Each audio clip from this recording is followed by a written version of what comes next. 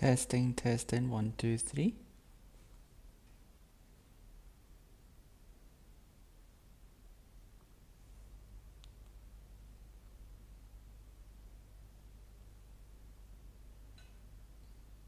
Testing to see if this is working.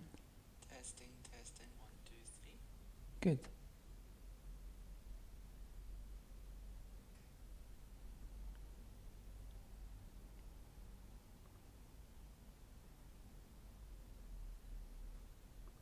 Testing to see if this is working. Good.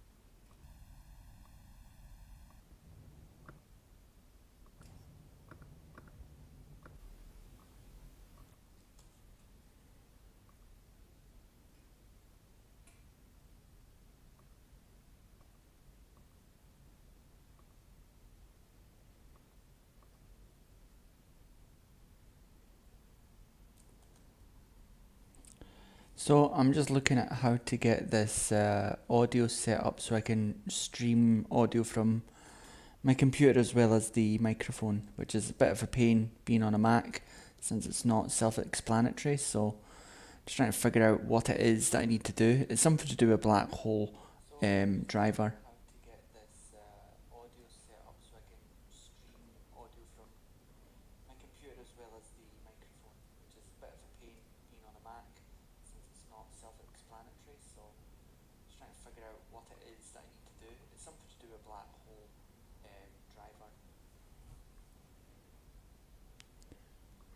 Anyway, I should be on Twitch as well now.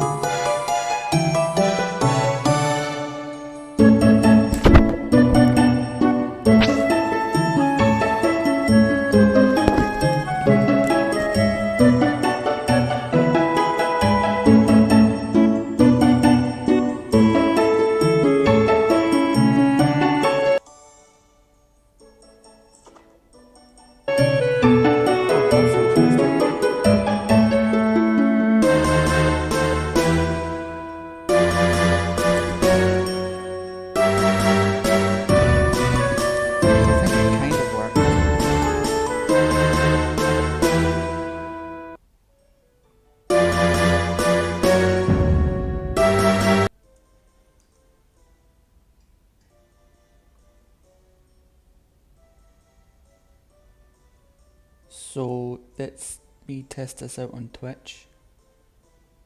Let's me test this out on Twitch. Let's me test this out on Twitch. Let's me test this out on Twitch. Let's me test this out on Twitch.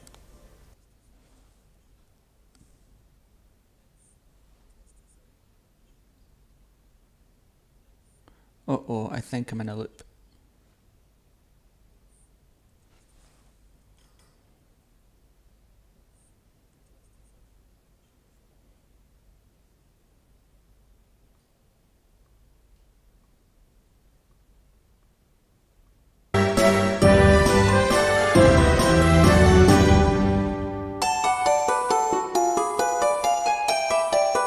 Yeah, I'm gonna need to play about this audio a bit more before I...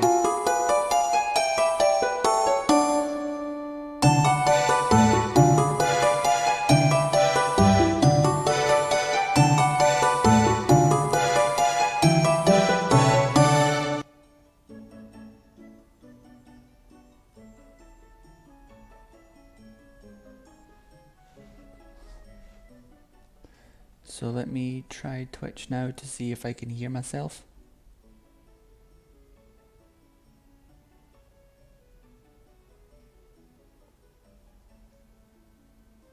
No, I don't think that's right. I'm probably just going to wrap up and just ignore the music for now. I think it kind of works, but it's a bit too...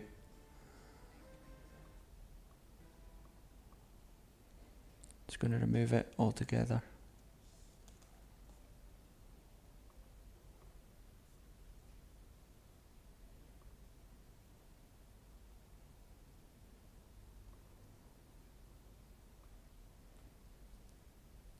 Right, let's see how we're getting on with that just now as it is. Hopefully that should be it.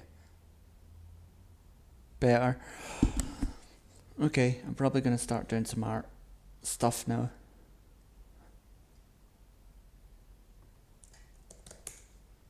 That was annoying.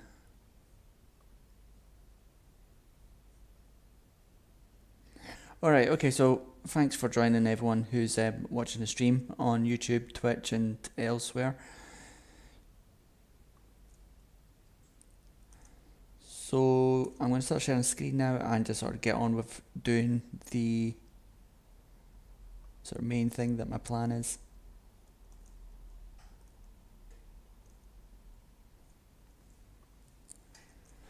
Yeah, so getting audio to work on a Mac is still an absolute pain. It's to do with the Mac M1 chip.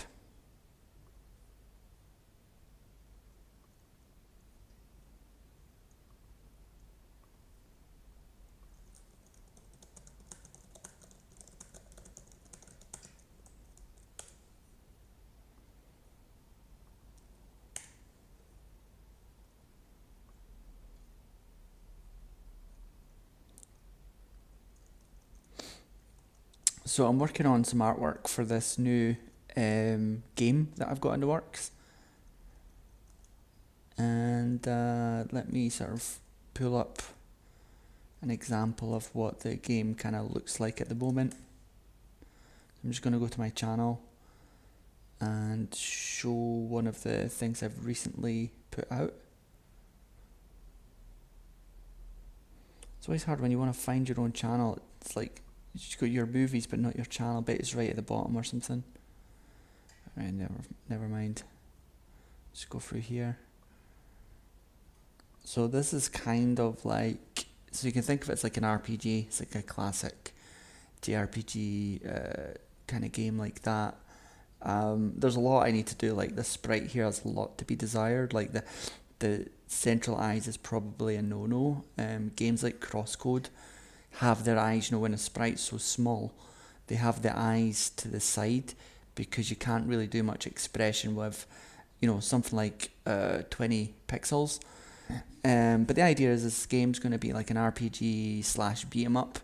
And yeah, so there's a lot of inspiration taken from games like Story of 4, Crosscode, Zelda, things like that. My plan is to just sort of build out the sort of artwork. So I've got a lot of art already in play, so I'll show some of that as I sort of dig into this. So we'll walk through some of the stuff that I've got. So this is a list of the things that I need to draw out. So I give myself drawing objectives. So there's sort of going to be resources that you can collect. There'll be a lot of weapons. So this one is kind of just off my own bat. I like this sword. Sort of came up with the idea. The chest as well, but some of them have been taken. So this sword looks very similar to the sword in Story of 4 because I used that as a base template. So I've got a bit more editing to do until I'm kind of sufficiently happy that it's something of my own product. Otherwise, I'm not comfortable with just ripping off. But imitation is the best form of flattery when it comes to pixel art.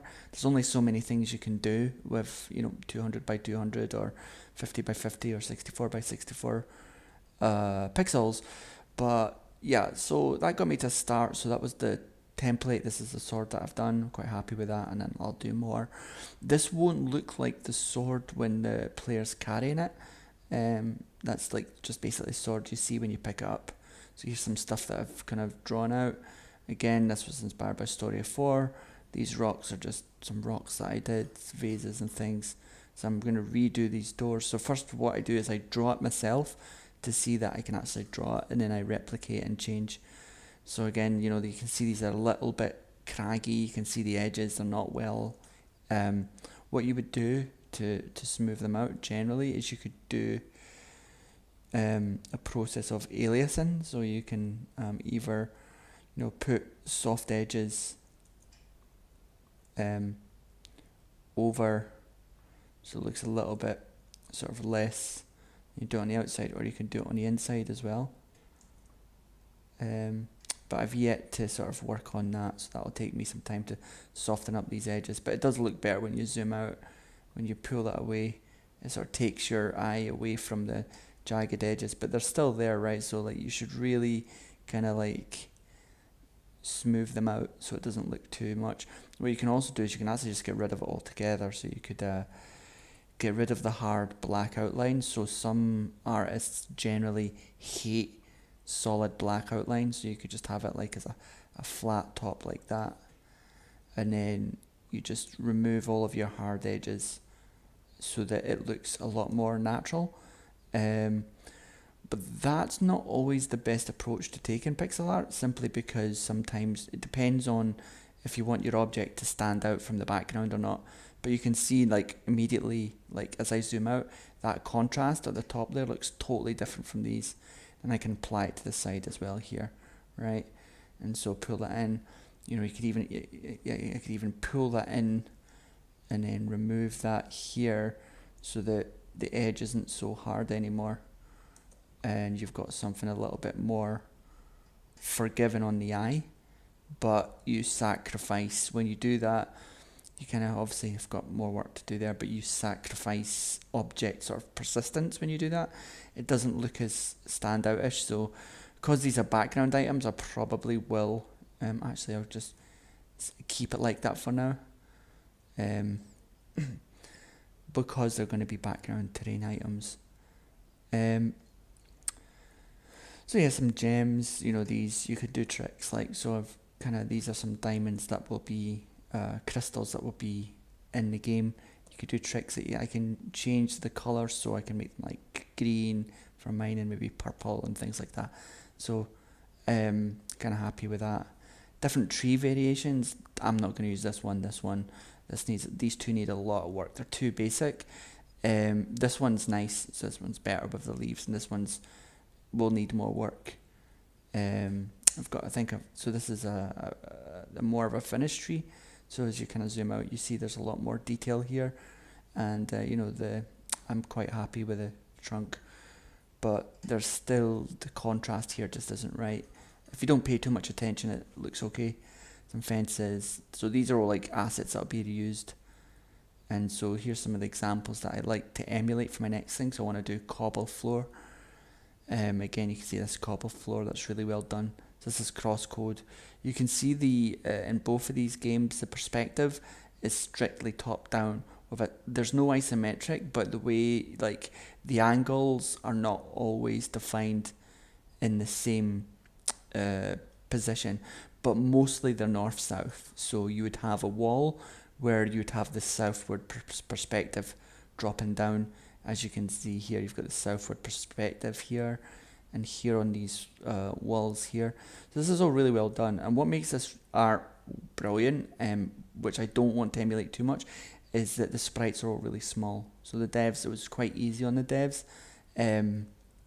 Yeah, so this is not something I want to emulate too much, because one of the reasons is I strongly don't want to emulate this is because the resolution of Crosscode is designed to be zoomed out. So if you ever watched Crosscode games, watch the game, the action scenes is very fast. So your main character's super sprightly, and you move in between left and right very, very fast. And maybe I've got a better picture of Story of Thor. So Story of Thor, it's not the full perspective, but that's a lot slower. It's more Zelda-like. So you're moving about. You're faster than the enemies, but like it's a slow burn. So the character's actually larger compared to the surroundings. And then you've got Crosscode, which is something different yet again. And I just like this grass here, so I wanted to just get some inspiration. But here there's not really a battle mechanic, it's all ATB, so it's slightly different. So you can see here I like this and I wanted to get inspired, so I start to create my own rock face here. Obviously the grass is just a stand-in, that's not what the grass will be like. This is my character here, I'm Gavin. That's an earlier version of him, but there's a lot to change. And this is just some water things, so what will happen is the frames will go across that, so this chest, the water will just kind of trickle, so it'll have a nice effect, and this is what the frames of the spikes shooting out the ground will look like. Again, this is another scene that I like, it's all inspiration. So this is the original, this is mine, this is the second version, this is the third version. So you see, I don't actually copy, but I like the colour palette, and I like the general idea. But I didn't like this is too simplistic because the game's old. Even though it's way better than mine, it's still simplistic in the sense that, you know, they didn't, back in 1995, asset reuse was super critical because there was a limited amount of memory and RAM. So you had to, so they would do things where they'd flip this picture, they would invert the colours. So you would see the same thing over and over again, like for example here, you just wouldn't notice. And also like, I like to take a template, but I do like to keep things my own. So whilst I take inspiration from a lot of games, everything that I draw is my own, so that you can see how beautiful this game looks.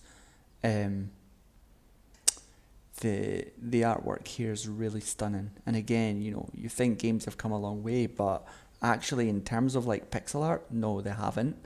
You know, that formula was mastered in sort of 1993, 92. I mean, at 95, they were really pulling out some great effects here. So you can see, look at the color contrast on this. So this is meant to be like almost like a mirrored like rock substance, and this is just really well done. And the stairs here, so again, you can see top down. There's a slight east and west gradient. So like obviously if you were directly on top, you wouldn't see this slope in here. So you could think of this as more, so this is clearly an unreal perspective. Like you wouldn't ever see this perspective, right? You would either see one side or the other.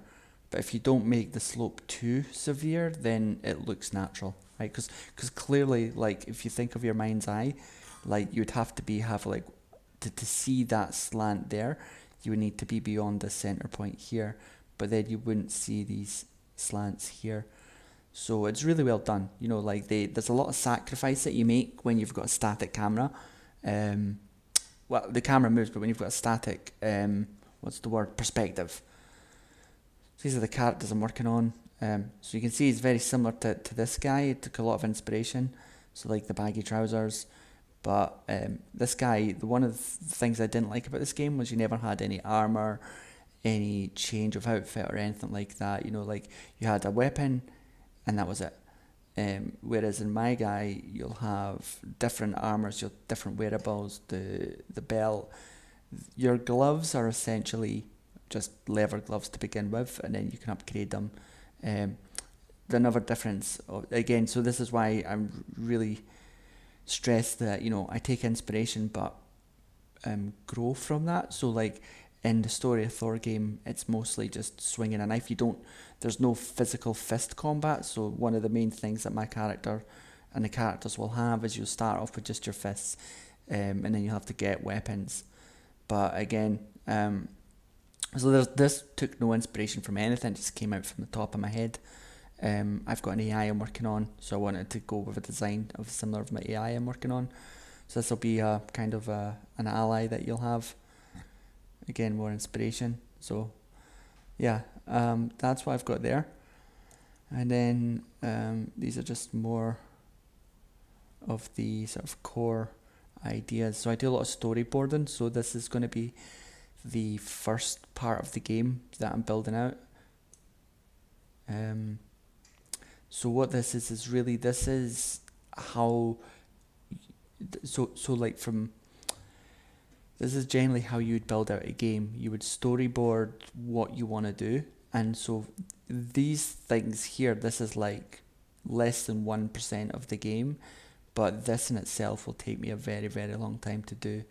So I'm working on this first bit here, where you kind of like, you're just a young boy, your sister gets kidnapped, and you get basically kicked out the castle. So you're like a young prince, but then you're basically evicted, and you're left to fend for yourself. You're fought dead. That classic trope. But to begin with, you're gonna, you know, to give the player a sense of what the game is. So here's a classic that you wanted to do. If you've got like so many plans and aspirations for your game, and you worry that, like, you know, you need to start them off with the basics, right? And that, you know, it might take hours before they get to unlock the stuff that you really want them to try, you know, like the powerful weapons and things, the things that you think will be exciting. So the way that you do that to not alienate your user base is to give them a taste of what that looks like in the beginning.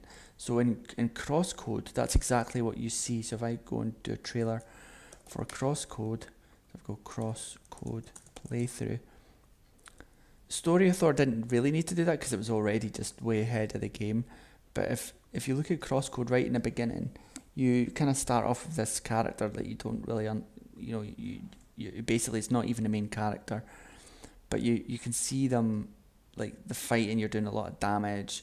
You know, look at this, like 1,000 points, and this is just right at the beginning of the game, and you'll do some pretty big special moves, right? So like, again, clearly for a beginner starting, you wouldn't have access to that.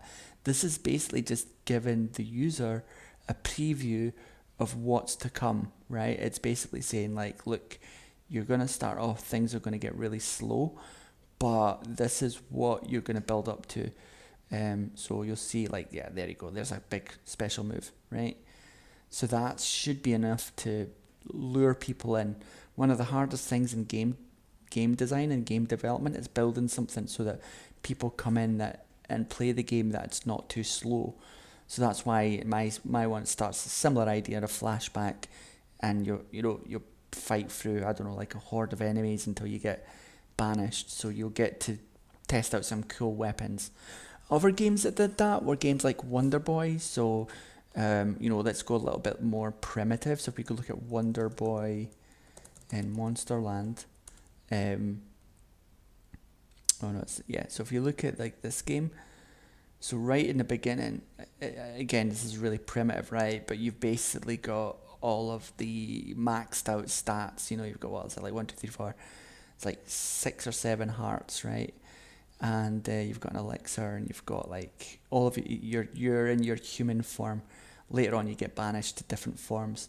Again, this game really set the trend for RPGs. It got remade. It's not that well known, but for game devs, it's really well known because they made so much with so little. So yeah, you'd be a crocodile, then you're a mouse, and then you're like some kind of amphibian, and then you're like a lion. Each one has different abilities, which opens up different parts of the map. Then I think later on you're like a bird where you can fly. I think it's your almost your final form, and then finally you're back to being a human once you unlock the game. So, and they use the term human. I like that. So again, same recipe. The recipe is at the beginning. You want to give your user base a preview of what the game could be.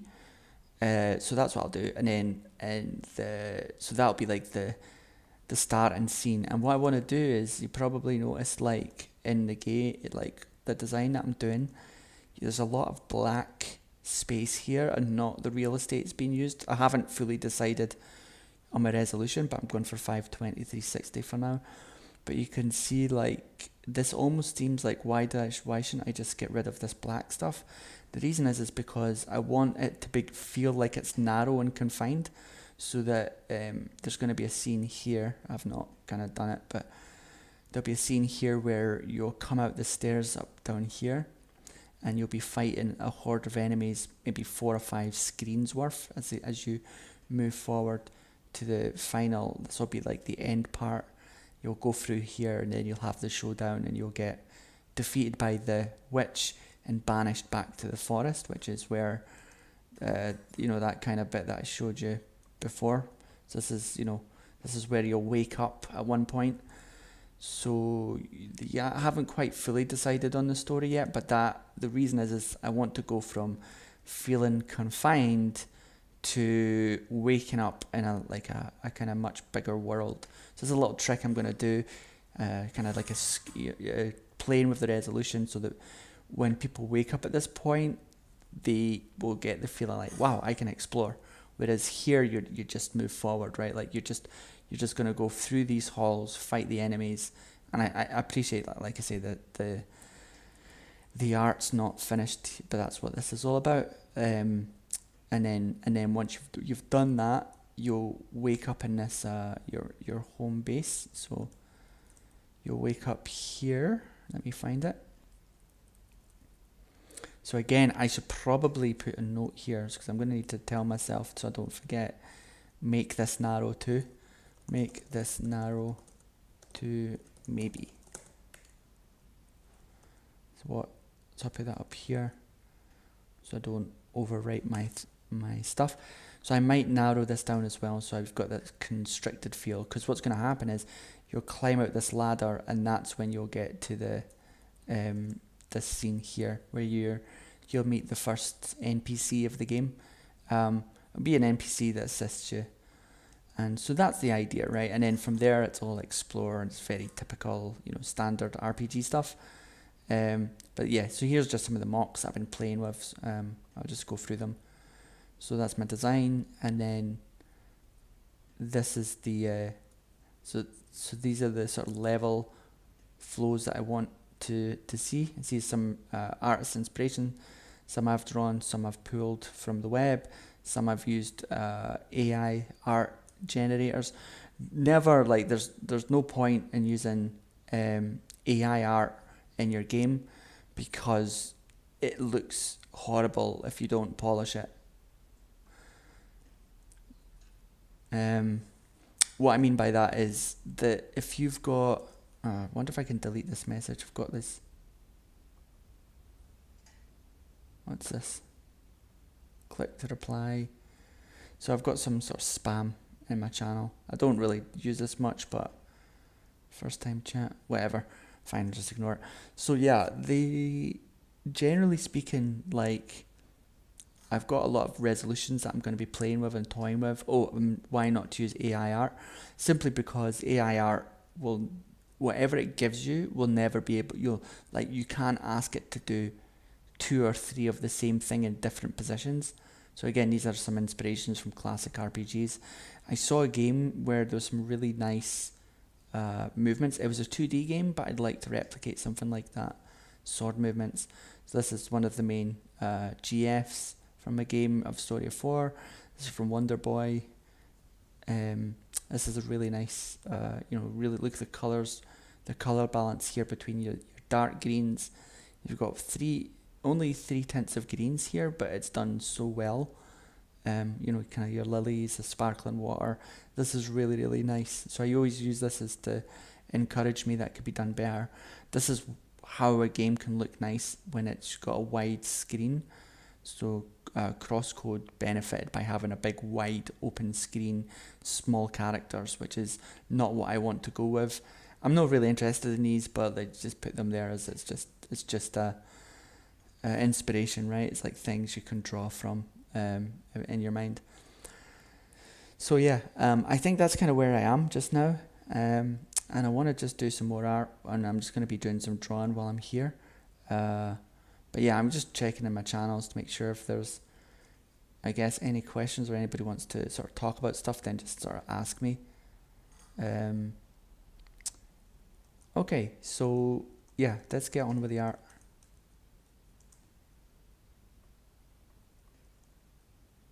Yeah, we'll keep that there, keep that note there. So this looks, I'm kind of happy with this. I'll just show you the variations. So that's bigger tiles.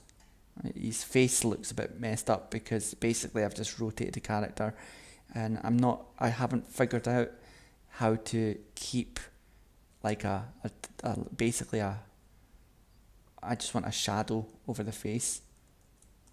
So I haven't quite figured out how to do that yet. Like again, this is all just there we go. I know why, it's because I've got that mirror on. So yeah, there's definitely a way to do it, to sort of shadow the face so it doesn't look so silly. I mean, it could be that I just need to make that come down a bit, like that, so it's more top down. Haven't decided yet.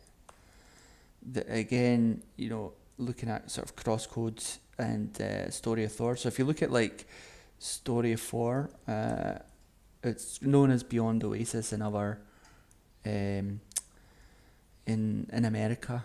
If you look at those sprites, so let's see if I've got examples here. Let me think. Prototype. So you can see this is where I was like testing my original prototypes. You could see like too big, too small. But if you look at this character here, I'm copying the, what's the word, the spirit. Like I'm taking ideas from the spirit, but I'm not copying the style, because there's multiple perspectives that you can do. I'll show you what I mean. This is really important for anybody learning to do pixel art. Right, so you've got multiple perspectives, and excuse my really bad art when I do this, but you've got like, you can imagine sort of face on. So you've got your, you've got your, whatever your, probably just better to do this. So yes, you've got basically you could have your face on, which is, this is 90 degrees, right? So terrible art, but you could imagine like this is what sort of 90 degrees would look like. So you're looking straight on to the character. I'll not do the body because I can't be bothered, but maybe I should, because it's really important to sort of illustrate the point. So straight on, you'll see the full eyes, the mouth, and the full sort of body. Again, this is not the way that you do pixel art, right? But you would see the full thing, right? The next step is a bit lower, which is what I'm doing. So my one, you can see it's not quite 45 degrees, not quite 90 degrees. Then you've got this, which is slightly higher, because you can see, so you can, the way the shoulders look, it's almost like if you scroll out, it's almost like you're looking down, but you're looking down at an angle that's probably something like 66 degrees. Mine's is a bit closer to, sorry, this would be like 48 degrees. This one would be about 66 degrees. So it's a bit more face on. So I can do expressions, but this is quite tricky. So if you look at crosscode sprites, and then I'll just show you the final one. So the final one you might be familiar with is your Pokemon. So Pokemon is where you've kind of basically got, so if I do that, you basically just got their eyes here. So you would see the eyes here, and then the hair like here, right? And so this, what you would do, like when you see this, you would have basically your arms come out. GTA, the original GTA was like that. So you'd have that. This is pretty much top perspective. This is as top as you can get. Otherwise, you would just see a head, right? So this is considered full elevation. So if we start measure from 0 going down to 90 degrees, this would be 0. So you're basically looking right down on the character. So if I kind of look for, like, say, Pokemon Red, Game Boy, if you look at those images, you can see that the sprites, well, that's, yeah, there you go, that's actually quite interesting. So it isn't, I was under the false illusion, I might be thinking of, what game might I be thinking of? One of a SNES game, but anyway, so here it's not quite 0. It's actually quite similar to mine, but they've just worked these proportions because of the limitation of the Game Boy. So it's like short limbs. So that's actually 90 degrees, but it's not. It's done in a stylized way. If we look at what's one, I think it's called Mother 3 gameplay. So this one, again, the perspective here, you can look at the sort of limbs. And then if you look at Zelda gameplay, so if we look at Zelda Link's Awake gameplay. So we don't want that new one, we want a Game Boy.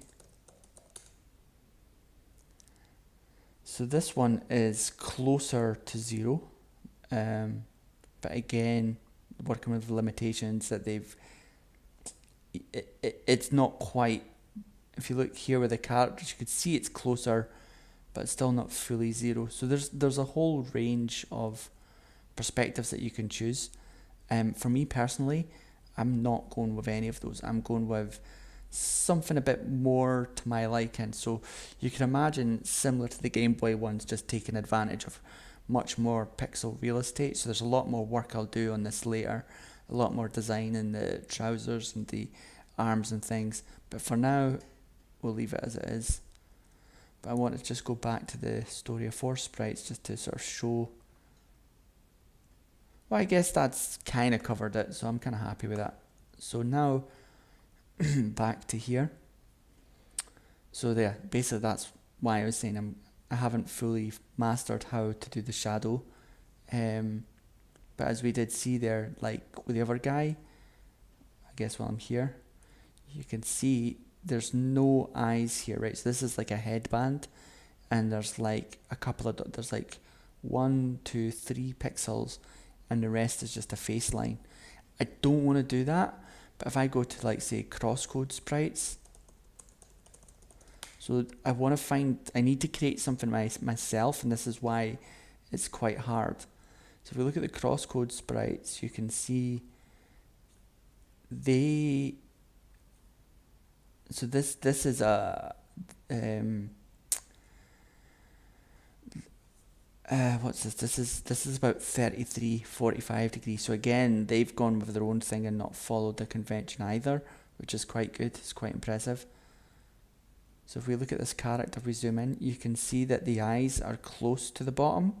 So you can see it's definitely not 0, but it's definitely not 50. So their body's not fully stretched out. Their head is way bigger than the rest of their body, and I just don't want to do that, right? So you can see, like, this is proportionally correct, right? So I wanted to stay in the same vein, and this isn't my final character, so I should probably get to my final character that I'm doing just now.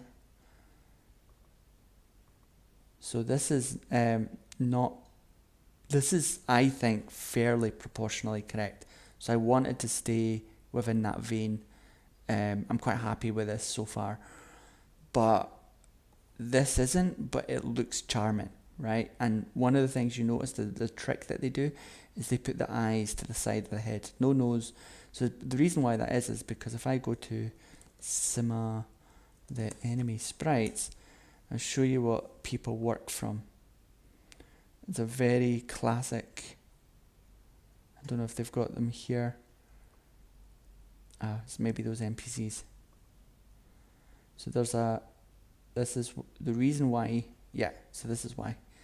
Because you can effectively just do this and put any character on top of it. So you make a girl, make a guy. So you could create this base, and from this base, you can do anything in a night, like you can quickly, rapidly create 100 characters. I probably do need to do that. In fact, I should write that in my notes. Do base, I put, create a base character template. I keep forgetting to do this. So I'll probably need to do something similar to that. So I've got some similar form, but I'm kind of happy just molding them out myself. But again, I just want to show this so that you can see how vastly different these characters all look. But it's all just using the same template, which is like, I don't know. And what advantage this gives them, right? Again, this is beautiful graphics. And you can see crosscode followed that, like that I showed you with the crosscode art. It's the same design, but at a different perspective. This is a much more standardized perspective. But because doing this means that you can do your diagonals, right? And that really matters to making the game look nice. So like at the moment, I literally have 4 degrees of freedom of movement. When you play the game, you'll have more. And I kind of planned to myself to do the diagonals later. So I should probably take that tip, right? When drawing up, down, left and right, if you think like the 4 directions, plus the different poses, the punching, the running, that easily compounds to 200 frames per character that you need to draw, right?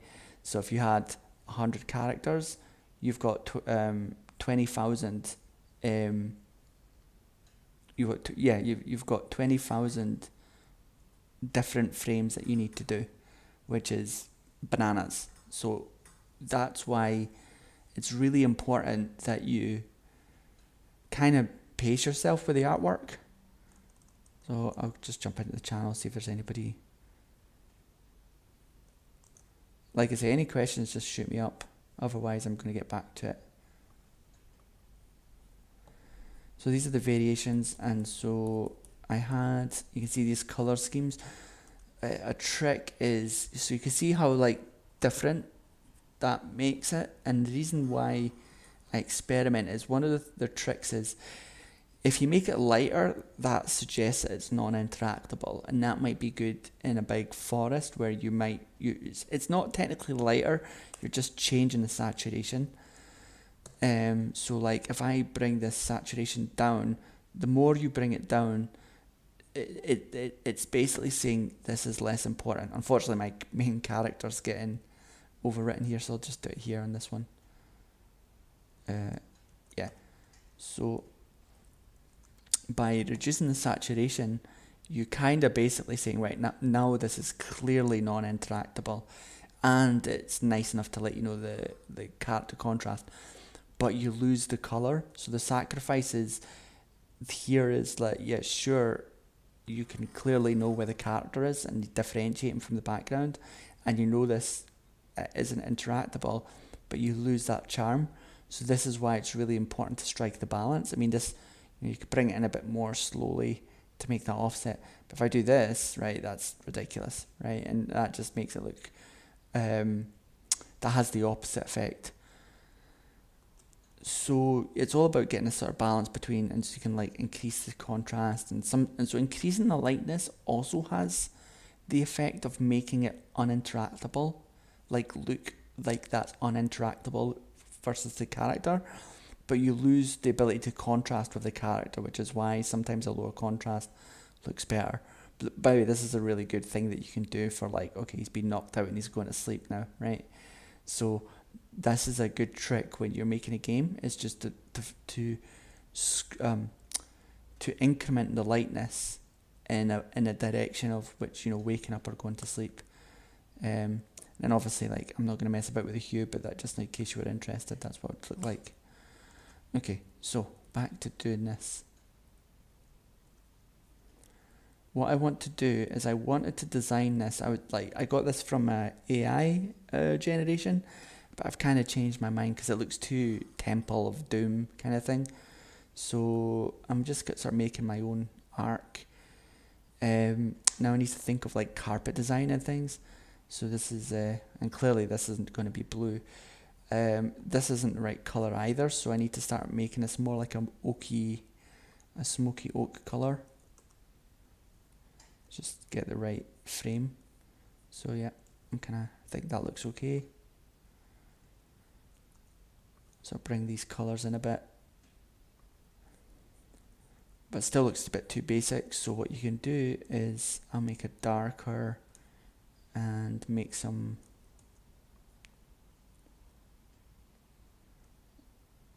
let's see how this looks. Yeah, the problem is even if I do something like this and then I've got these stone pillars, that's not going to contrast well with. So, do you know what? I might not even make it a pillar. I might do something a bit different and make it like polished wood, but we'll come back to that. So, kind of happy with this arc, and then underneath it, let me think what sort of things that I could do here. So this will be where the main door is, this will be the background, and this, there'll be halls where the characters are running to come up and to fight. Now I'm kind of like open to suggestions. So if anybody's on the channel, if there's any ideas that you've got that you want to share, I'm definitely open to them. That you think might be a good way to do this design. So it's going to be some kind of royal chambers, royal chamber entrance. I guess I probably need lights on the wall, so I need to figure out how I'm going to do that. Probably some kind of, so I could work this out just now. So this is quite bright. We'll have some, maybe have it a bit higher. What I'll do is actually I'll make it like a kind of like a lantern, kind of like that. Yeah, that looks quite nice. And then obviously you want to, you don't want to have it all of the same shade, so we'll orange the bottom a bit.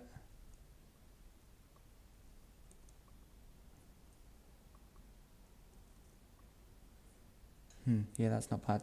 And then you make the, you kind of you basically want a contrast, right? So you want to make the top a bit whiter, and then we'll make some kind of, because this is the sort of top, I'm going to do something that I shouldn't really do. Let me think, shall I do that here? Let's try some tricks first. Let's try and do some kind of a radiance. So going to be a bit of experimenting here. So this would be the kind of like the back. Yeah, that's not bad. That's like I'm just going for basic now. I need to get a lot of these frames in before I redo things. So that's okay. But obviously it's not the complete, so we need some kind of holder on the light, maybe some kind of clip or something.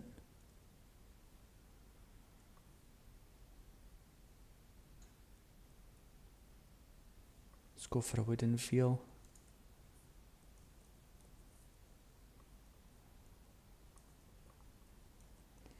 It's interesting that you think that colour would contrast quite well, but it doesn't.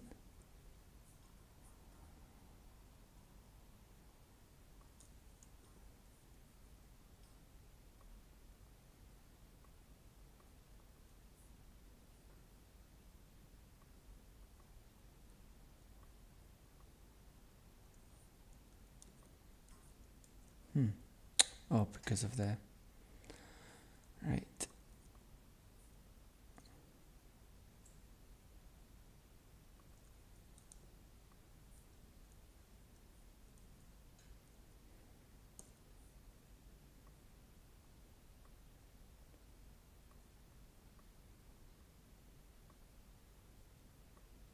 I have no idea what I'm doing just now, but whatever.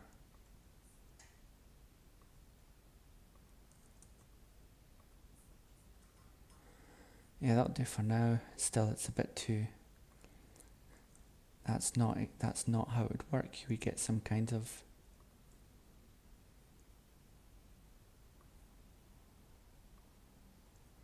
light on that.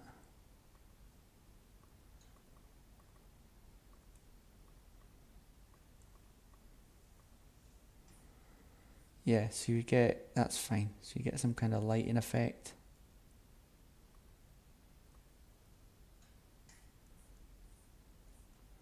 That's probably a bit too dark. But you get the idea, right? So it's like you're building out some kind of like wooden holder, so that looks okay. And that effect's done quite well.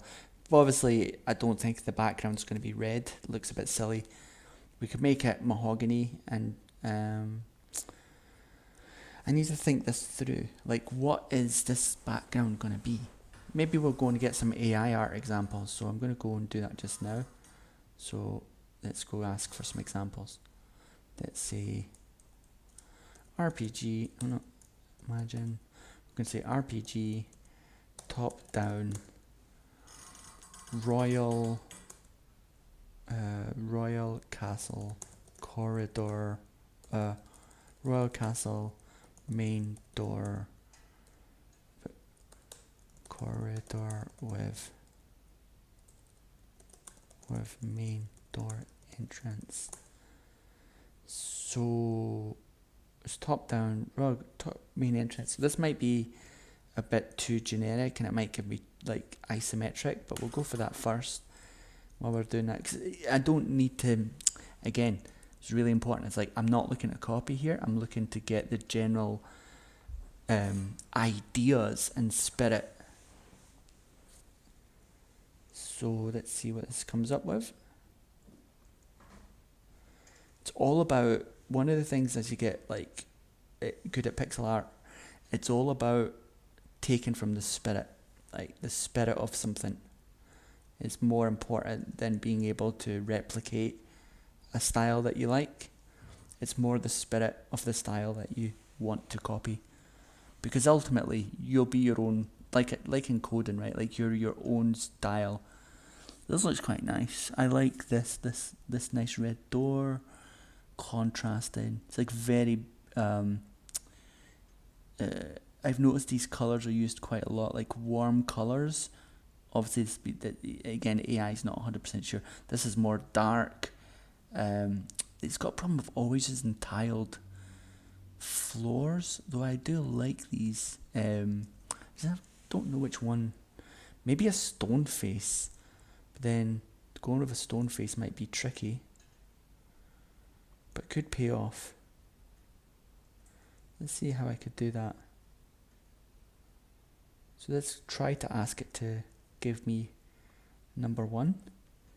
And while it does that, I'll try to figure out how I'm going to turn this into some kind of dark stone.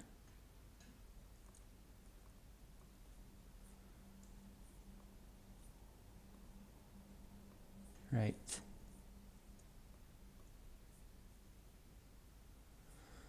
Okay, so that looks pretty good. I know you're probably thinking, no it doesn't, but it does, because in terms of simplicity, now I need to go over this and start making my stone color. So basically, again, it's all about, again, your own style. And what I like to do is I like to creep up on the color. So we'll go a bit darker about here. Okay, so that's not bad. But I now need to think about like, how am I going to get the stone feel like we've got here. And this won't do it justice anyway, because it's AI art, so it'll look like stone, but it might be a wooden texture. It's just they're really good at and the problem with AI art and AI generative GPT stuff as well is sometimes I think the best way is like the phrase that I always use, which is like, if it quacks like a dog, barks like a duck, it's probably a fish, right? So essentially what I'm saying is it's very easy and deceptive to be tricked into thinking something is one way because the AI presents it that way, because it's just an amalgamation of lots of things, but it doesn't know what it's doing, right? So again, look, that is not a stone. That looks like a from an RPG from like Warcraft. So it's stone color, but tree texture, right? So you can tell straight away. So this wasn't super useful, but it's the color palette I'm kind of looking at, which is more important. I want to see if I can match that color palette. See where it is. Look down here. This is where we see where the color moves. It's all in the lower spectrum, right at the black. What if I come closer to this white here? No, I don't think that's right. I think that's a bug. We'll try it here. Okay, now try it.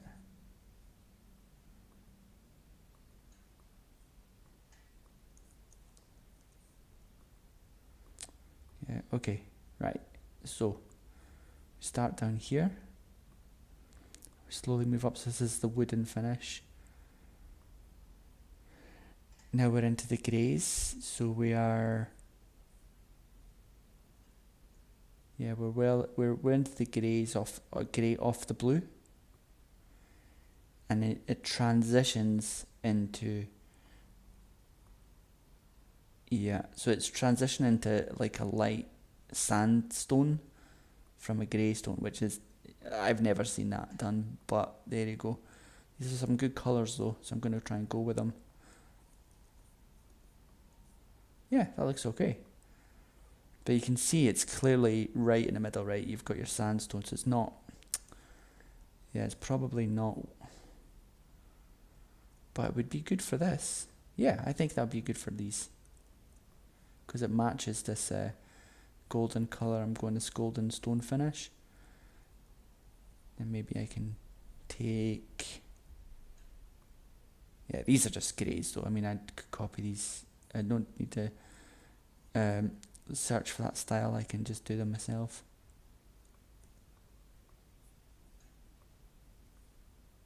Okay, that's getting me somewhere.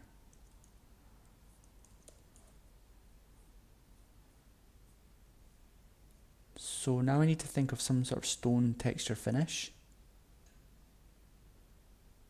By the way, hello for people who are watching. I know there's people watching and not talking, so feel free to introduce yourself and say hi, unless you're trying to sell me spam. Right, so I need to figure out what kind of stone textures. So we'll Google it. RPG stone wall face. RPG pixel art castle walls. Yeah, it's all very generic stuff, and I don't really like to copy that style because it's just brickwork. Don't really want to do brickwork, although I probably might end up doing brickwork simply because I can't think of anything else to do for this style. But okay, I mean, might just keep that there for now. So this would be some... I think I know what I'm going to do. I want to do some kind of recess here.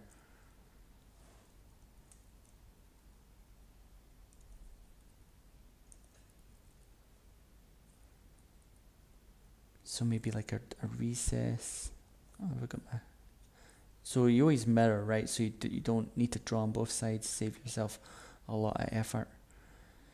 So maybe something like have this guy in here, go all the way across, then have this forward stone, kind of like a lighter, and then let me think how I'm going to do this. Something like that.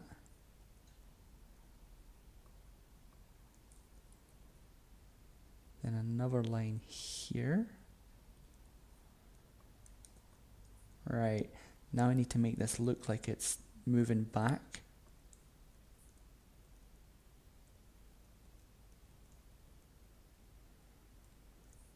So to do that, I'm gonna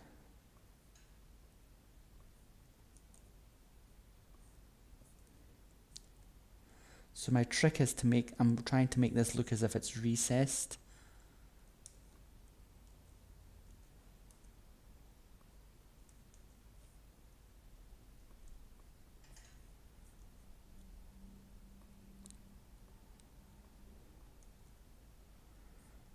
So this is what I'm going to try.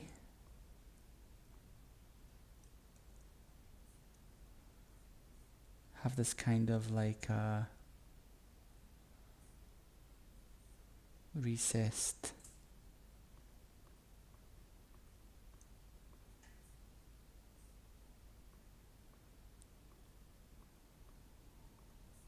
feel to it.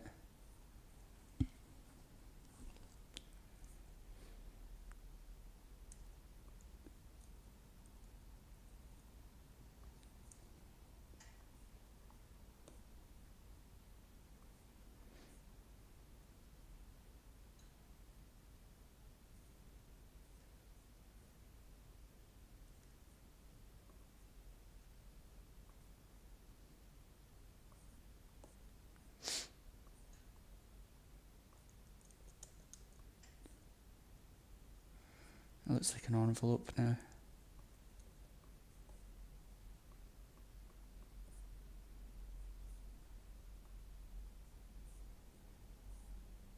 Getting closer. The line does make it look 3D, but it's very hard to get that feel as if there's a recessed content coming out. Right, I'm gonna play about with it until I get some kind of happy medium.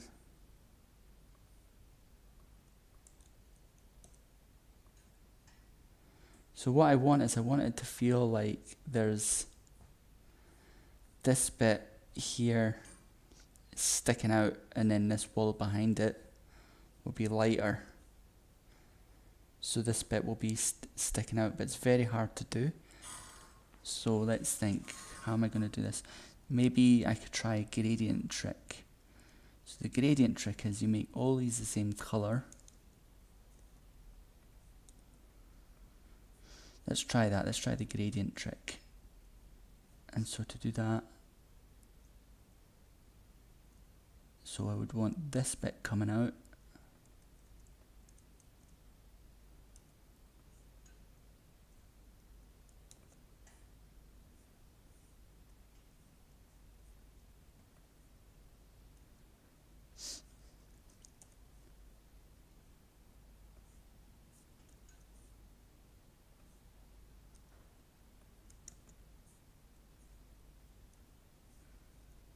Okay, that might work.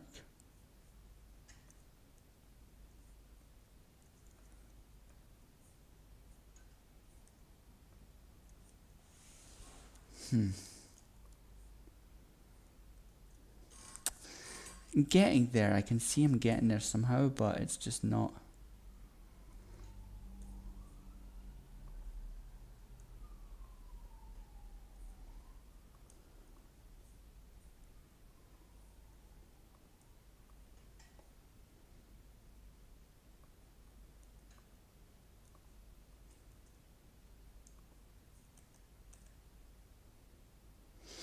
So yeah, this trick of making a gradient's really, really, really hard.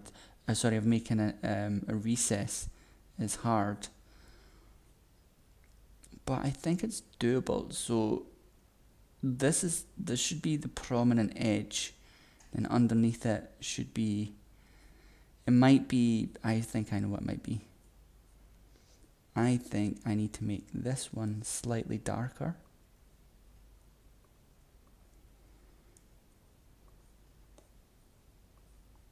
Yeah, you can see zooming in, it looks like an edge. And then maybe some kind of there. And then, so I can see it's almost looking like a ledge, but it's not quite. And I think it's to do with the angle.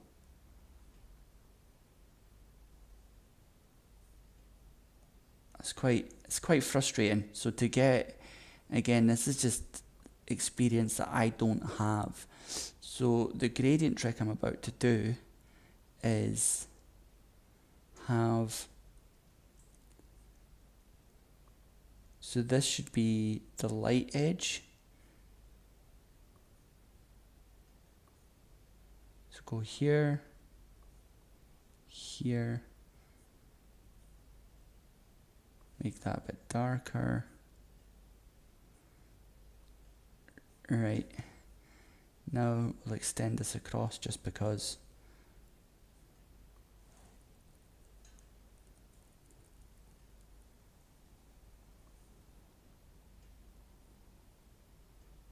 So you can see if you just look down here, it does look like this is the lip of the concrete, which is what I kind of want to feel.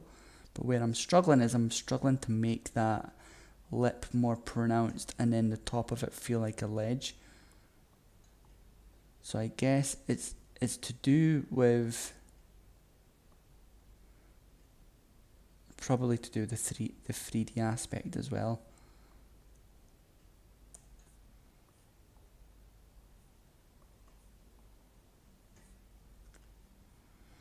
Oh, actually there's a trick. So I could make this seem as if it's overlapping, and this wall is slightly out from this wall. It's a bit cheeky, I shouldn't really do that, but why not? Because it wasn't what I say I shouldn't do it because it wasn't what I had planned, but it might allow me to trick the user, the viewer into thinking that this is a 3D ledge. So that would be the shadow cast from the ledge. It's still not nice though, but if I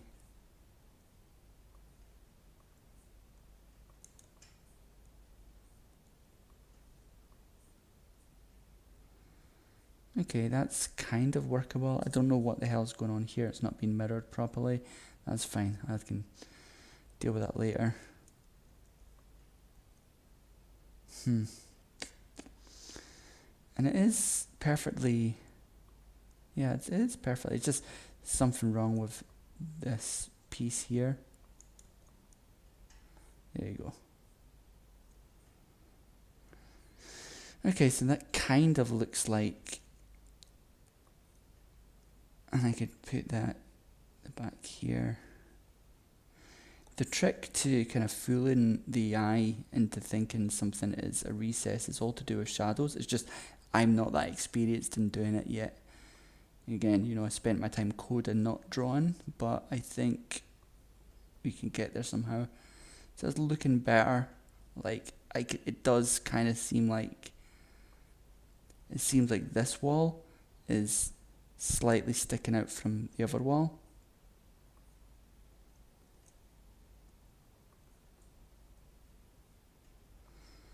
Which is something. Yeah, I'm just going to reflect this across this side. Not going to bother about this. I just reflect the whole thing across at some point. Once I get the left side going. Okay, so what I want to do is make this. That looks alright.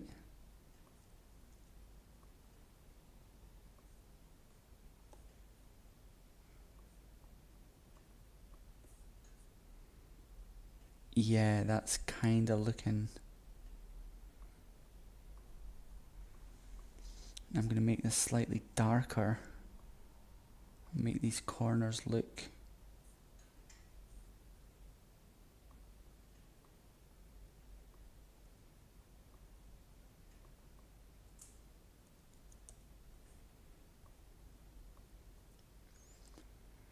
Yeah, I think this will turn out okay. So it looks kind of like a recess.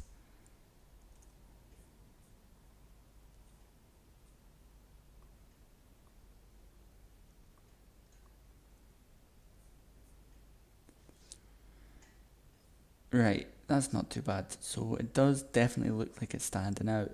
The problem here is because this is a different color, it should ideally be the same color. in order for it to stand out, or I think the contrast should at least be different. I'll work on that, but that's okay. So I feel like that's looking a bit better. This is still looking stupid like a clown. Did I make the right changes into the right one? Like these colors here look really, really stupid.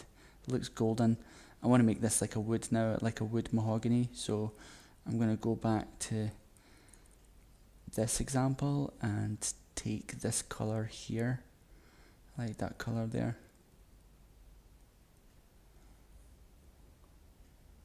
Yeah, that looks good. That's a nice strong oak.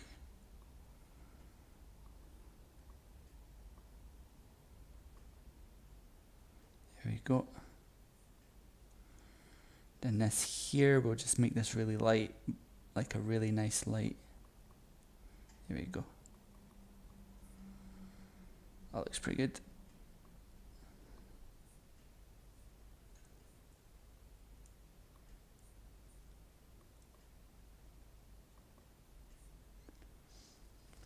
Okay. So that color's looking better, but we need to do more, like with this interface here and then the back bit, but that's looking less stupid now. Okay, except this stone face down here.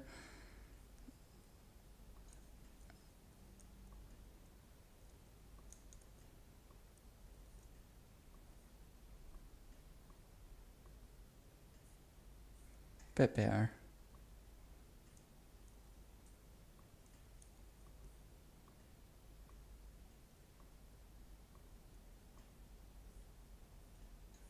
Okay, that's alright. It's doable. The color's wrong though. It's totally off, but whatever.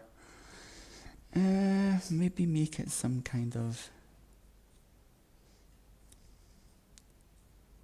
I'll think about this. So this... What if I darken the whole lot? Let's see if I darken that. Does that look better? Yeah, it kind of does.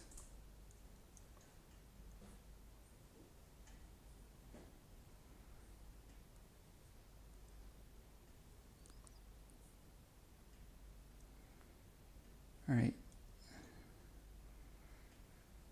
So now I need to think about what this card is going to look like. So again, back to like the theme, right? The theme here is it's basically you're going to be trapped in a corridor and making it through hordes of enemies. So you'll be moving directly up, and then this will be the door where you'll kind of just get your final fight before you go through to the conclusion of the first chapter. It's really hard. Like I see, it's really hard in pixel art, right? Because it's like getting the right, the right tone, the right colors, the right contrast. Even like if you find all of the best, all of the best things that you want to copy, like all of the best themes and ideas that you want to use from. So one thing that I've learned in pixel art, and game development, pixel art, coding, and writing, or write books as well, is there's very few original ideas, right? So like you are going to be copying, right? Like when you write, if you write like a brand new web framework, right, you usually build from a template or something else. Or if you like when I'm coding a new API interface, I'll probably take an example, be it at work, or I copy my own stuff. I mean, I do create a lot of stuff from scratch as well, but sometimes to make a really good product, especially writing, what I've heard from great writers is they say that a great author is somebody who copies from hundreds of people and stitches them together in a unique way. So you don't just copy from one or two, you copy from hundreds, add in your own ideas and mix it all up into a brand new story, because writing's been around for thousands of years, right? So all of that has been done before. There's very few new ideas unless you're like technology. Tropes exist. That's why you can go to like websites which tell you all of the common tropes. What you want to do is stitch it and synthesize it into a new way. Now, pixel art, you might think, well, pixel art's been done to death, not been done to death, it's quite new. but actually it has. It's still quite a mature, like a really mature thing. So again, you know, a lot of it is there's nothing. I mean, if you think about it, right, like sprites are 64 by 64 pixels. There's only so many arrangements of that you can get, right, by compressing representation. So sometimes it helps to work from templates and to build out your own thing. Again, you know, I'm looking at this is very cartoonish at the moment. Like, it'd be a lot better, and I've got a lot of work to do on that. But ultimately, the lesson still stands, right? Like, you want to be inspired, and you want to source from lots of different places, but you should never source from just one or two places. And you want to be as far, like, the stuff that you can create on your own, great. But, you know, don't reinvent the wheel is basically the moral of the story for this one. Yeah. I think I'm going to wrap up now. I still want to finish this off. I think I can really see myself just giving in and making this brick work. I don't want to, but I probably will end up doing that. Again, there's just not that many permutations that you can do on a wall. But okay, so for now I could do that, and then I need to think of, like, this carpet's probably not going to be blue, that's too contrasting. So go for something like am I in the right tile? Yeah. Oh, that looks interesting.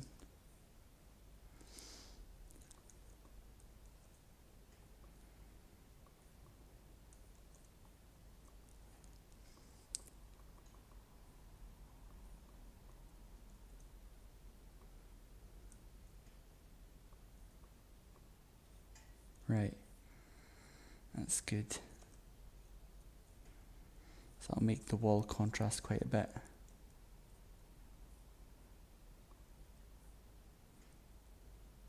Don't want that to stand out too much. That's fine. In fact, that should probably be wood.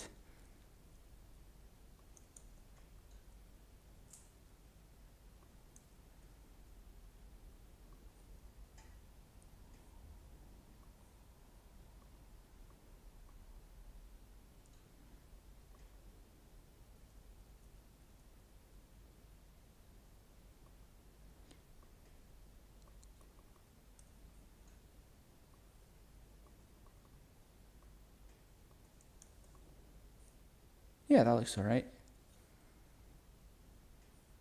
Doesn't look bad at all, actually.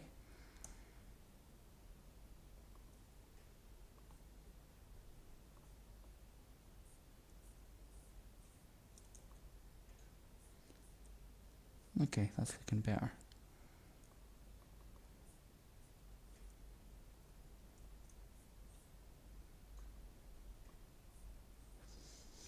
Need to think about what I'm going to do with these colours. I could probably just make it all wood and then make the...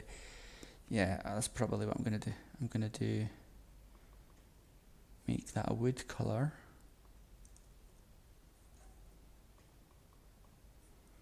And then a light effect.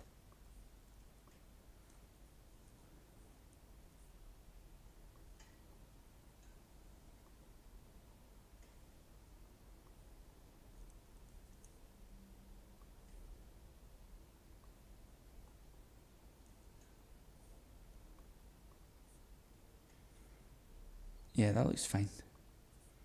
So it's like lit up by that side here.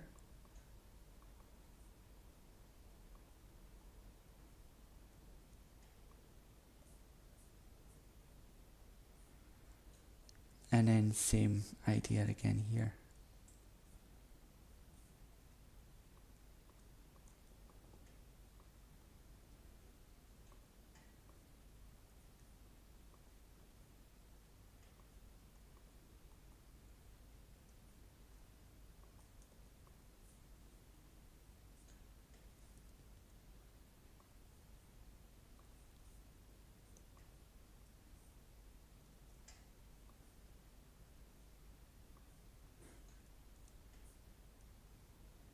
Yeah, so the colors are lit up by the I think it's time to blast this one side.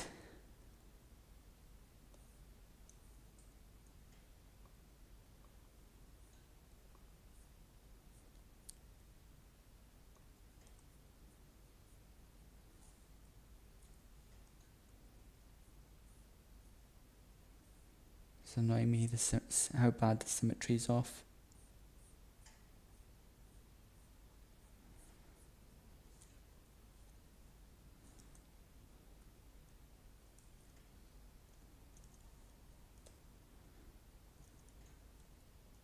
Interesting.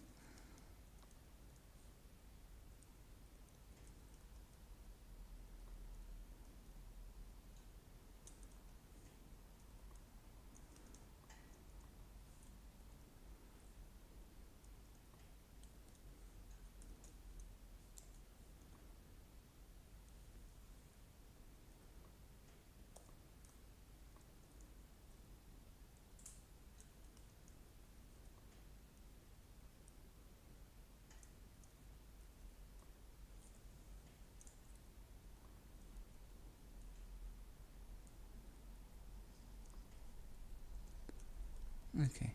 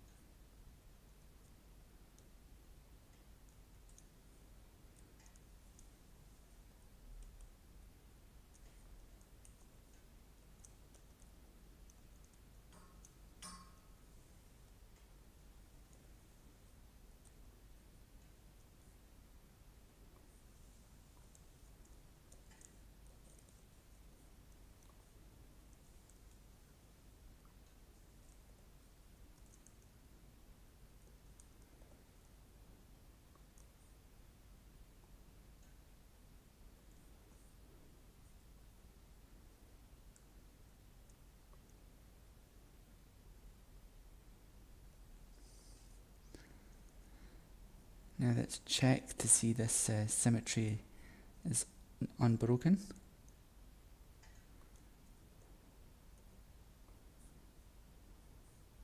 Looks good. Okay, cool.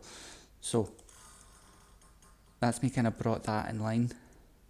So yeah, I mean, it's still, you can see like everything still looks pretty stupid, right? Because like this is far too contrasting with this is too basic in the background. There's a lot that needs to be done. I need to think about how I want to do the floors. If I want to make it like, maybe I make it some kind of concrete finish. Yeah, I need to think about what I want to do there. And I might add in the sort of concrete wall bounding across the top. Yeah, probably going to do that. And then here I could do some kind of, yeah, hard concrete or cobbled floor maybe, I guess. Maybe a cobbled floor.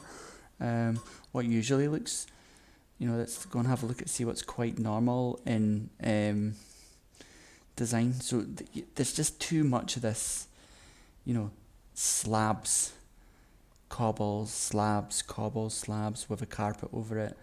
And it's just like, when I do something like that, it just doesn't give me the feel that I want. So for example, if I took, I think I've got an example here, right?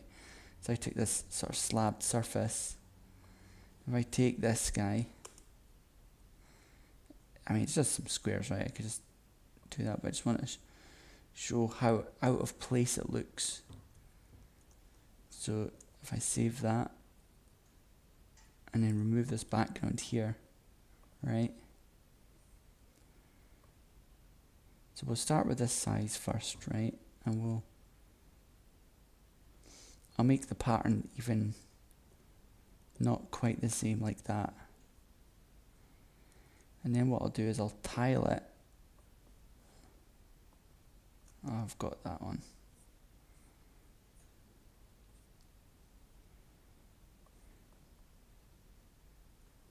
So I'll tile it like that. You see, that just doesn't look right.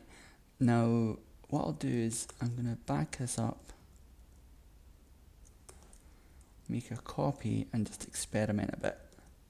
Right, so I can bring down the color, something like that. Maybe bring down the saturation, bring it up, bring the contrast down. Okay, that does look a bit better.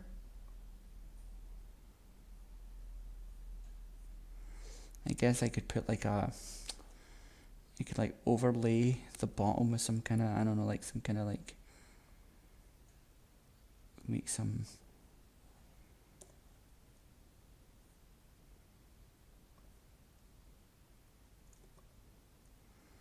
dark carpet leading up to it. I suppose that could work, maybe. Like, I'm not totally against the idea, I guess.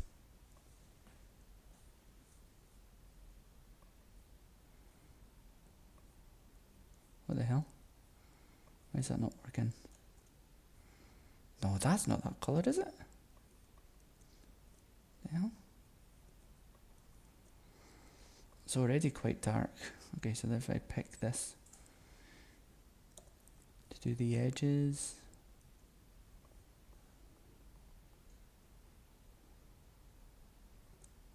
something like that.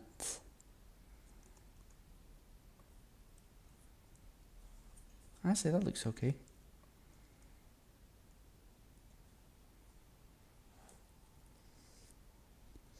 I mean, and this definitely won't be the final thing, but I just want to experiment to see what the look and feels like. Suppose that could maybe work, and then you have like the royal numbers and things maybe going across. And then let's see what else I could do with the stonework.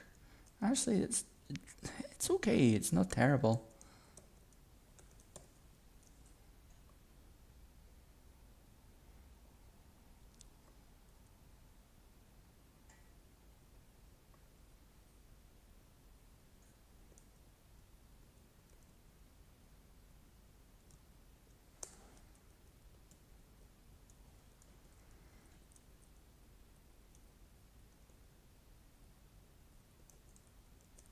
Let's try this, see what this looks like.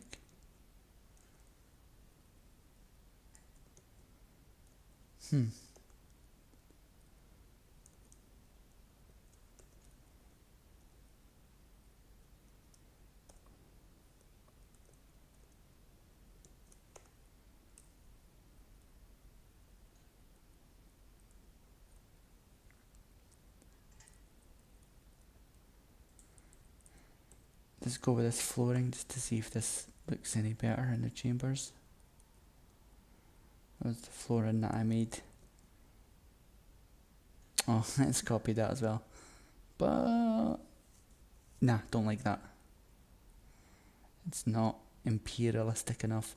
This is meant to be like the lounge, you know, like the guests' lounge, rather than the actual, you know, full princess quarters.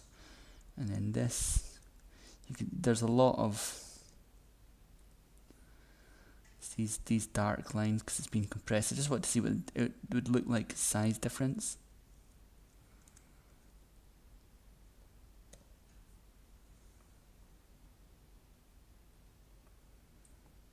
What if I bring that saturation down?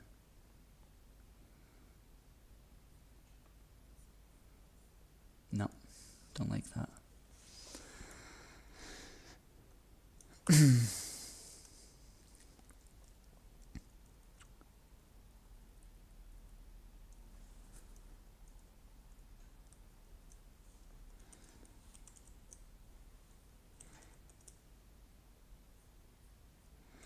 So yeah, I mean, like the purpose of doing this, right? It's all experimentation to get an idea of what feels right, what feels off. See the concrete here. Basically, it's just squares with some to make this trick. To step a color, I'll just show you how you would do it, I suppose. So if we'll do it with this square here, right? If I We'll go to an empty one. If I took, we'll take like a kind of like a color like this. That's far too light, so we'll make it like that. Okay, now what you do is you take a light color like that, and you pick the okay, so this won't work just because of the, so I'll just put it here. So you pick a light color and you do progressively, so you can see like that color slightly off, it's not quite this, and then you just do, you do the same again, so you can create gradients between them so they kind of step. But obviously people, like, if you look at that, that looks weird, right? So then the idea is you continue to step in color increments until you get this kind of like transition that you like. So what's supposed to happen is, let's say you have a light source here, right? Some kind of light source here. What should happen is you should have elements here like quite bright, and then you should step, you should step progressively down as you move out from the so that's, so that it's the step amount that you take, so you're bringing down the tones. Now one of the things is, if you just step out like that, it looks too basic. So this is the problem. So this is classic problems that I encountered when I was first dealing with color theory. Color theory is extremely complicated. It's way beyond me, right? I'm just sharing the small things that I know.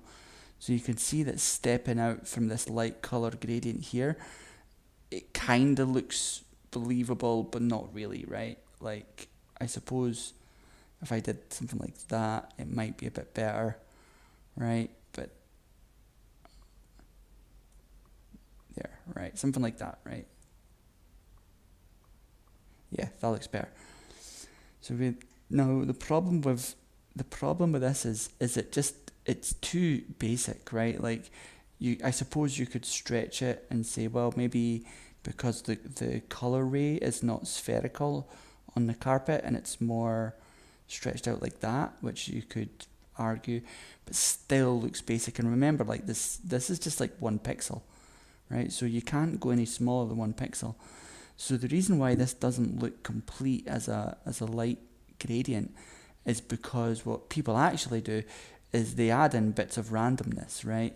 And then they sort of step it out.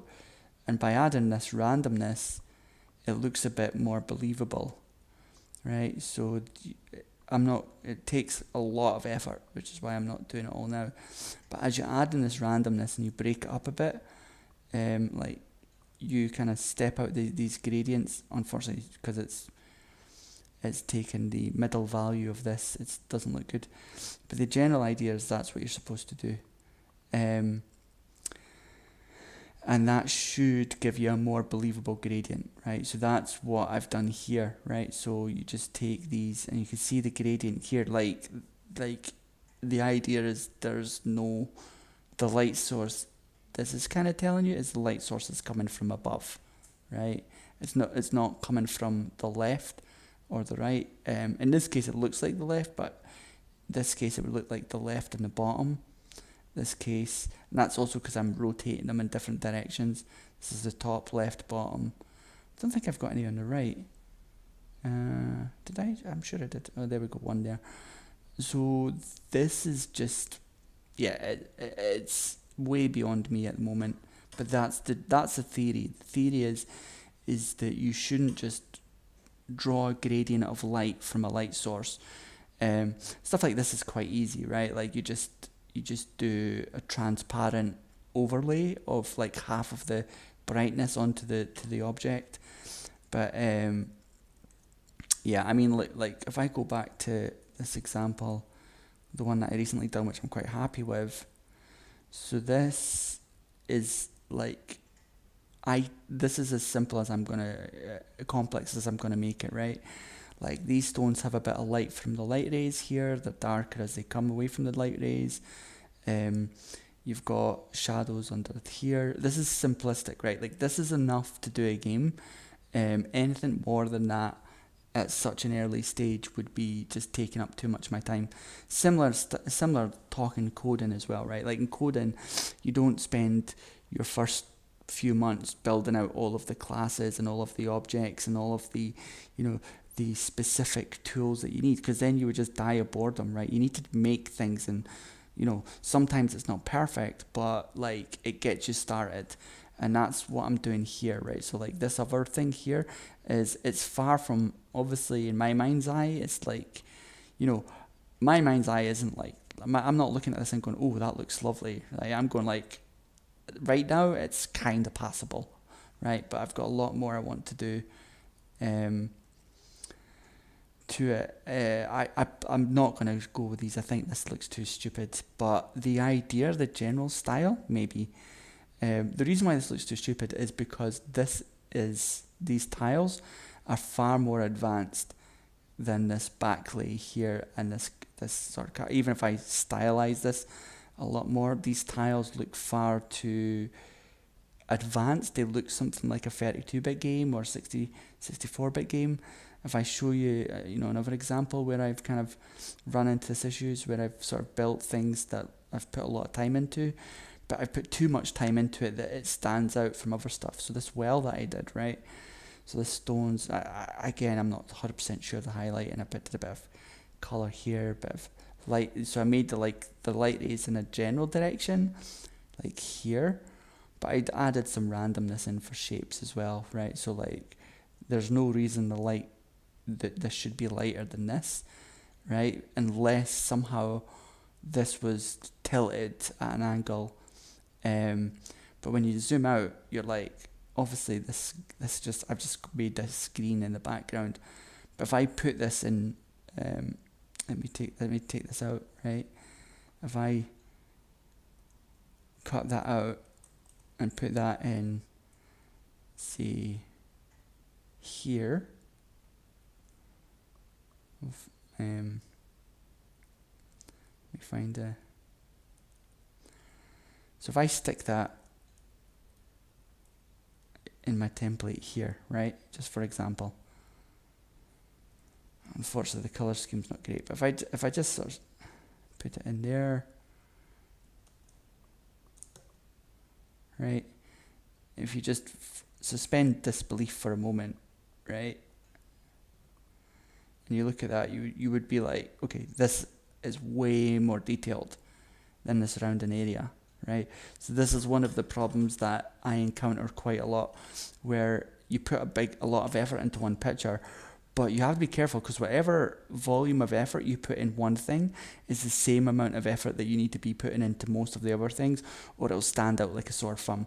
You only get by as if it's a centerpiece, right? So it will only work if it's a centerpiece. So even though this is just a bunch of squares, it's actually done in a way, it's more the color, it's the color that causes the problem, not themselves.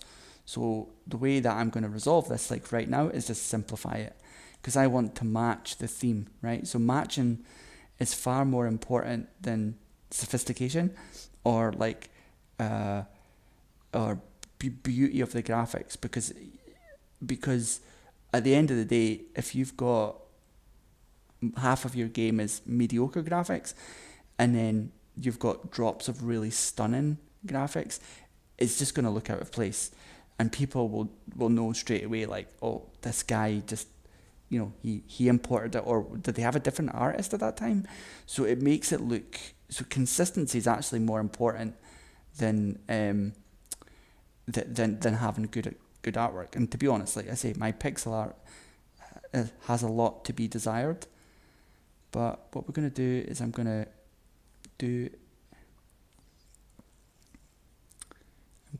actually just going to create a really simple, I'm going to create a much more simplified one, and you'll see why this looks better. So what's this? This is a square. We'll do a square by 10 by 10. Okay, that's fine. So now this 10 by 10 squares, I'm going to repeat it.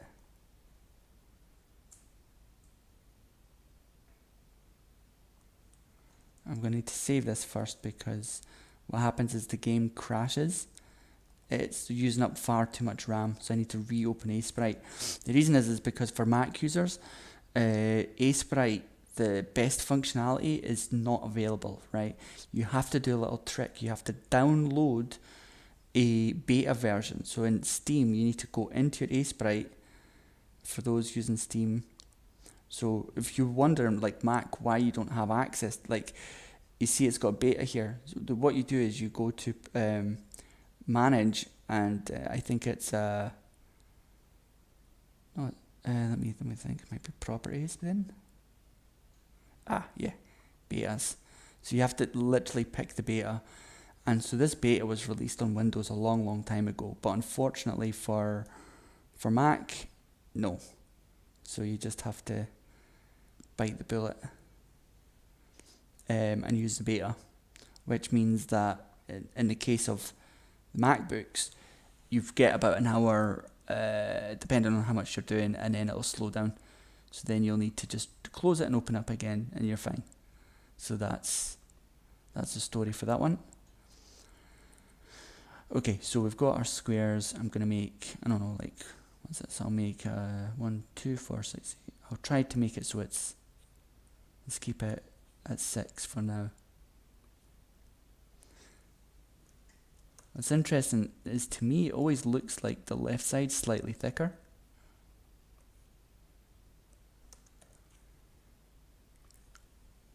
So what my plan is I want to make this look a bit more simplistic to match my simplistic style, right? So it looks a bit more sensible.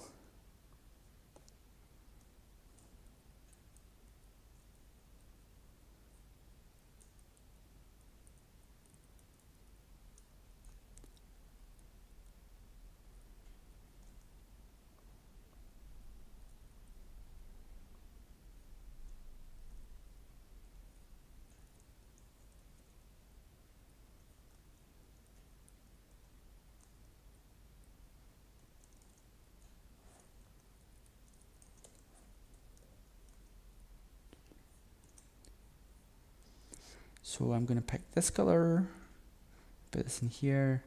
So these will be the colors that I'll want it to be. I won't make it so simple, but I will make it simpler. And also I'll make less contrast in the colors.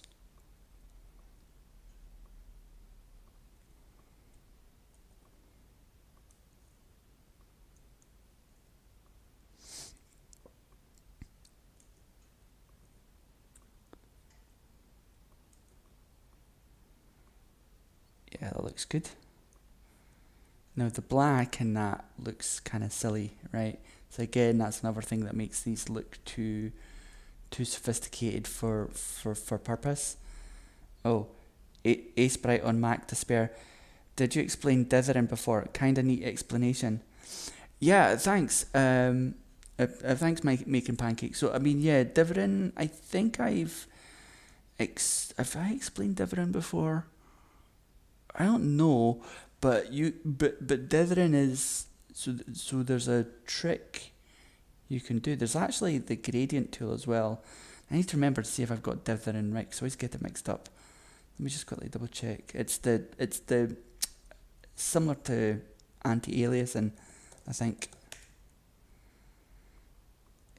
Sprite. I think there is a diver brush. Yeah, that's fine. Yeah, so that's exactly what else that was. Okay, so to dither, you can do this. Now, so you can get this nice little effect. And the reason why I don't do this, I used this tool to death when I first figured it out. So I found okay, maybe this with this contrast here. For some reason, yeah, and then this one. And then I would I just thought dithering was so cool, right? You know, you could do something like that. and you can like change the rate of dithering, so you can make it like more, like a more what's the word, more fine grain. You can make it less fine grain. You can change the angle of dithering. You can create a circle dither, or you can make a continuous dither, which is like this, right? So don't ever do continuous dither, because unless you really, really want it, because now if I want to change a bit, I can't, because the continuous dither, like, you won't be able to select everything, right? Because it's continuous. So selecting all those colors is a no-no. So you'd have to select the area, right? So dithering's great in some games. I've seen some amazing games that do a lot of dithering.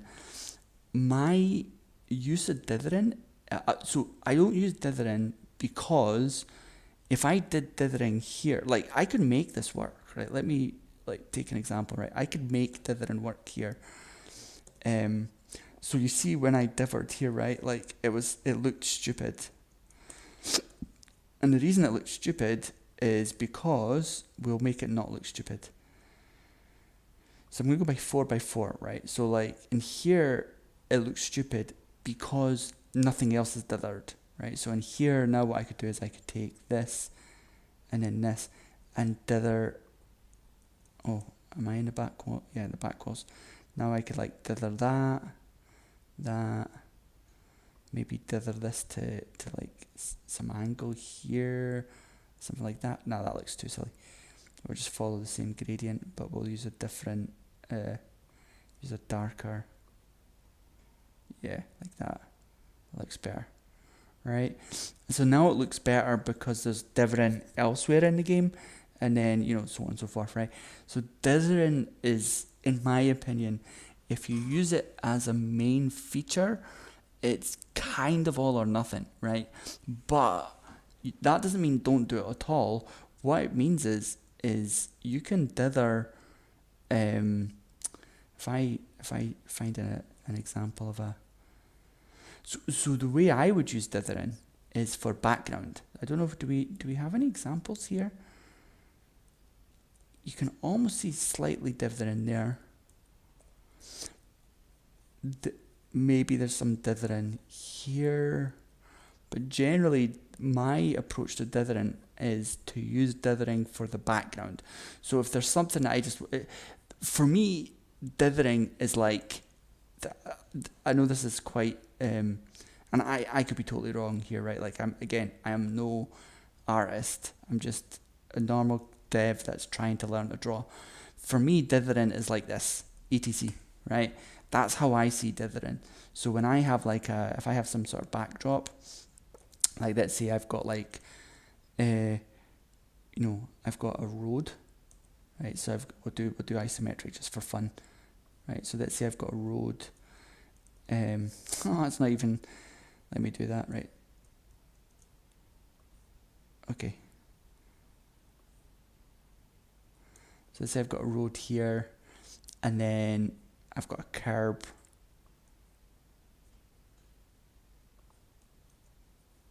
here, right?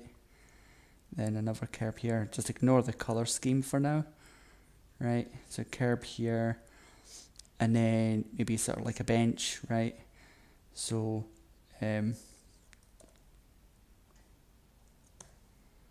some sort of bench here, right? Right, bench here, maybe a bench here, maybe a lamppost here. I'm just want to give an explanation, right? So like I've got like some kind of like nice lamppost here. That's supposed to be the base of the lamppost, right? And then the main focus, right? The focus is like whoever's. Maybe I should pick a better color for the road, but like, okay. So the main focus is, let's say, the cyclist coming on the road or something, right? So blah, it's a bit too big. So the focus of attention would be here, right? Like this would be my main sphere. Anything in here is what I'm going to be concentrating on. But here I might have like a forest, right? Like I might have some sort of trees kicking about here, right? And this is where I would dither, right? Because dithering is almost like you're telling them. So like if I did a wee tree, some kind of like, I don't know, like a tree here, right? Do another one. We'll make it smaller as well.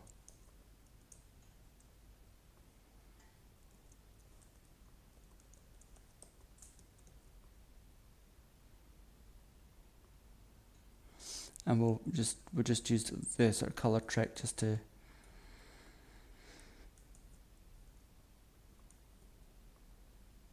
right. And then this is some kind of forest, right? So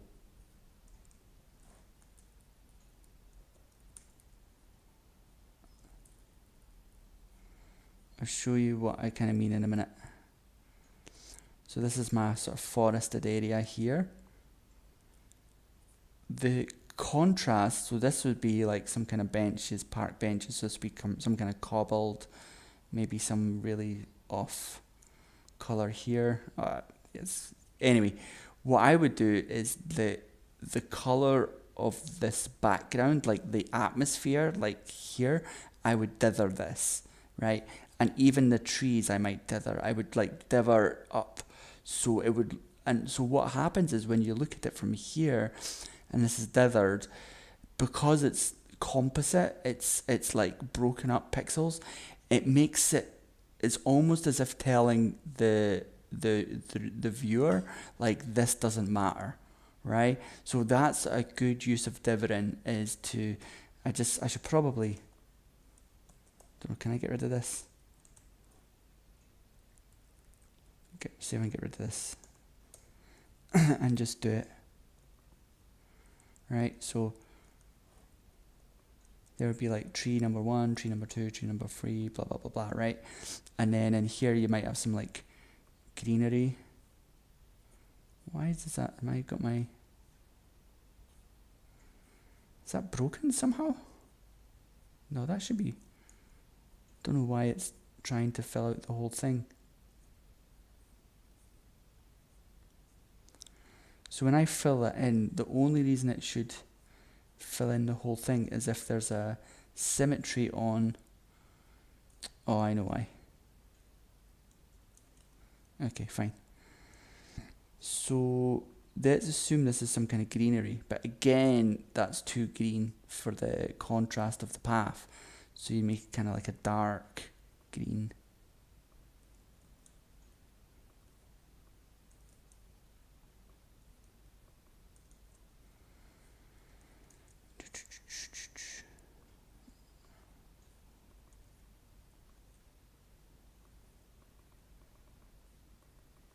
Right, that's looking a bit better, right? So like again, I'm kind of like really insisting we suspend disbelief here, because obviously this is just like a really quick doodle, but you'll get the idea, right? So like this is where I might dither, and when you dither, it actually doesn't matter the color choices that you choose, as long as you choose a dark and a light. I mean, obviously don't go crazy, but you can. You can dither. This is an example, right? And this is me just not choosing a color change. This is me using a really crazy color difference, right? So maybe pick a darker one. But yeah, so effectively that's the trick that you would do to dither. Now, there is another way that you can, so again, it's not that popular in games these days in pixel art, just because it does stand out a bit, but I have seen it quite a lot. So dithering is really good, but if you're going to do it, be consistent is my advice. The other trick you can do is you can reduce the saturation and the brightness of the background, and that's what makes it look as if it's non-interactable. So you can get the same effect by reducing the brightness. I'm going to wrap this up there though, because I think I kind of covered off, and it's going to be a bit late, but different to apps to distance. Yeah, exactly. That's right. Dithering is a great way to either capture attention or to either reduce attention to a place depending on how you use it. Oh yeah, the top down flying shooter game. Yeah, no, it's beta. I think beta will be ready soon. So the top down flying shooter game. Have I got this here? I'll quickly show it. I'm gonna wrap up, but I'll quickly play this game as a finish off, and show the progress that I'm at. So I've got, yeah, I'll show this level. So this is called Steel Spirit, and this game is, my plan is to get an alpha out probably in a couple of months. What that means is basically I'm going to just, anybody who's interested can play it for free. It's enjoyable. I think I'm having a lot of good, the game itself is kind of finished in the sense, like the core features. There's just a lot more like work I want to do on the sprite and the visuals. Like I still feel the visuals could be kind of like a bit better. That should have blown that up. Try again. Yeah, I feel like there's a lot more work I need to do on the visuals and a lot more polish. But the general features, obviously more weapons and things, but I'll get an alpha out soon so people can sort of play it and see, if what feedback is once people are playing it and how they actually get on with the game. But yeah, I mean, I'm kind of happy with this. I think it'll be ready for an alpha soon.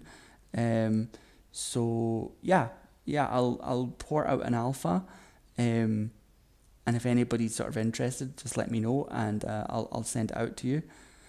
Oh, yeah, thanks. I mean, the screen shake was really hard. I needed to use a random function combined with the camera. So I basically add 10 or minus 10 in the X and the Y value on the camera in random increments, but in a way that it progresses. So it's not like all of a sudden you're plus 10, all of a sudden you're minus 7. I tried to make it, what's the word, clamp between the values, but then also, what's the word I'm looking for? This word, what's the word I'm looking for? It's a transition. So yeah, the transition has to be quite smooth. So overall, yeah, I think that game, what I'm working on next for that game is a space level, adding in allies. So you'll have 3 co-pilots that fly with you and you do missions together. You fight other kind of like Top Gun people. So there will be, at most you'll have 4 allies on screen and you can tell them like, attack target Omega or proceed to objective B. There'll also be in that game, there'll be the power-ups, there'll be points driven, but there'll be a massive story element to it, so it's more story driven. At the moment it looks just kind of like a fun shooter, but it's actually going to be heavily story driven. That's why I spent a lot of time doing the animated GUI, like the characters. There'll be a lot of characters, there'll be a lot of unlockables, and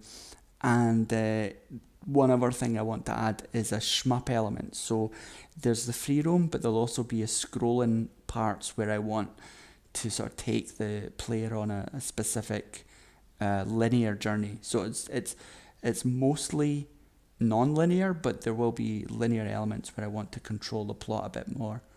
But yeah, I think that's the main. Damped oscillations. Yeah, that's exactly right. Making pancakes. That's exactly the term I was looking for. Damped oscillations. Correct.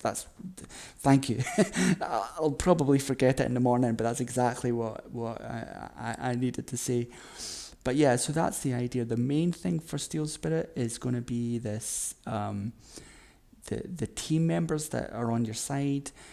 you'll do like there's going to be lots of cutscenes. You'll lose friends. You'll gain allies, and there's it's going to finish off. The final scene is basically about a 20-minute slugfest of a battleship that's coming to basically detonate the sun. Right, so it's like an alien battleship, and you start from outside the solar system, and you pass each zone, like like Pluto, then the Venus zone, like the Jupiter's security zone and the Saturn zone.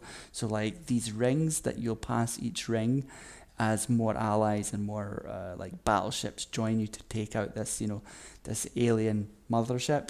And obviously just before it gets to the sun, you take it out. But it's going to be like a massive kind of space opera style finale.